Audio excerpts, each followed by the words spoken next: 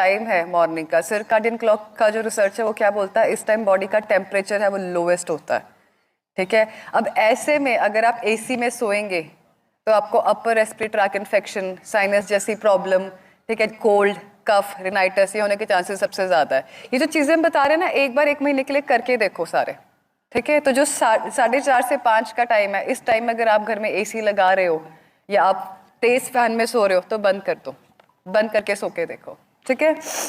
6 बजे का टाइम है, जो 6 AM का मॉर्निंग का टाइम है, वो आपका जो कॉर्टिसोल हार्मोन है, जो कि स्ट्रेस इंड्यूसिंग हार्मोन है, वो हाईएस्ट होता है। ऐसे में अगर आप बॉडी को रिलैक्स करने वाला कुछ भी एक्टिविटी करते हैं, जैसे कि मेडिटेशन हो गया, योगा हो गया, वो बॉडी को सबसे ज़्यादा फायदा देती है। नेक्स्ट चलते हैं 7 से 9 बजे। 7 to 9 AM का टाइम जो है आपका जो वाइटल फोर्स है आपके स्टमक में होती है, पेट में। तो मैक्सिमम जो आपके डाइजेस्टिव जूसेस हैं वो 7 से 9 बजे के बीच में बॉडी में रिलीज होते हैं। तो 7 से 9 बजे के बीच में अगर आप दिन का पहला मील खाते हैं तो सबसे अच्छा डाइजेशन उसका होता है।